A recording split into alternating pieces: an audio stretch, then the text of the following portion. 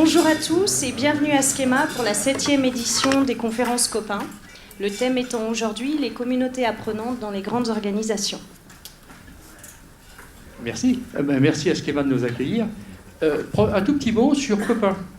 Copains, c'est une association de knowledge managers et de praticiens de knowledge management qui est née pour partager des expériences, s'entraider et surtout créer des nouveautés, des nouvelles pratiques, des nouvelles idées, etc. et relayer la culture du KM. D'ailleurs, je pense qu'on est assez nombreux aujourd'hui. Est-ce que tous les copains peuvent se lever? Ah oui, c'est pas mal. Hein. Merci. En tout, on est une quarantaine. Hein. Mais comme certains ne sont pas du tout sur la région parisienne, c'est pas toujours facile de venir. Alors, en deux mots, le programme. Le café d'accueil, le lancement des travaux, c'est fait. Alors donc, Laurence Descos est directeur de Knowledge Management et des projets transversaux chez Schema.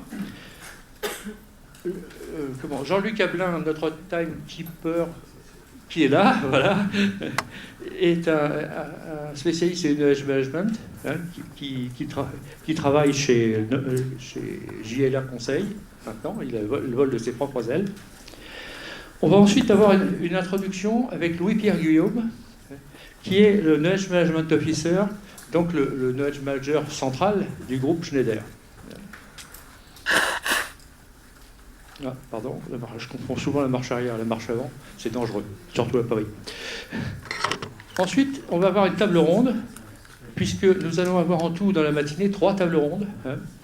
La première, c'est Alain Quinquenot qui va la manager, et Alain est Knowledge Manager, c'est NJ Lab, Crigen précisément.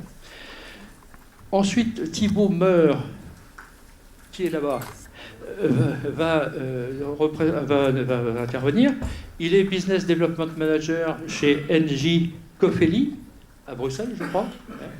Et il fait aussi beaucoup de knowledge management, au-delà du business development. Louis-Pierre va revenir nous parler des expériences de Schneider Electric, hein, et sur le domaine des communautés, sans doute Schneider est-il parmi les boîtes en pointe. Hein. Il y en a plusieurs. Mais... Non, c'est vrai. Hein. Tu aurais été en retard, je te l'aurais dit aussi. Ensuite, la table ronde numéro 2 va être sur le lien entre les communautés et l'organisation formelle de l'entreprise ou du groupe, ou en tout cas de l'entité. J'aurai le plaisir de l'animer. Hein. Laurence Forcade va témoigner. Laurence est là-bas. Elle est directeur pour le groupe Keolis, directeur du Knowledge Management. Et elle va nous parler de l'exemple de l'exploitation chez Keolis, ce qui est intéressant parce qu'on voit la proximité du business et du knowledge. Jeanne Damet, qui est à côté, très bien, elle ne se quitte plus, est responsable du Knowledge Management chez Orange Labs, et elle va nous parler d'une structure assez sympa, qui est la communauté des correspondants KM dans le groupe. Et ça, c'est sympa, parce que c'est le réseau du réseau. Quoi. Ensuite, on va avoir, après une pause bien méritée, les bonnes pratiques. Ah non, pardon, la pause, c'est avant la table ronde 2. Hein. On va voir les bonnes pratiques d'animation des communautés. Ça, c'est intéressant parce que ça ne se gère pas comme un groupe classique. Il y a des règles pour gérer une communauté, pour qu'elle soit active, impliquée, etc.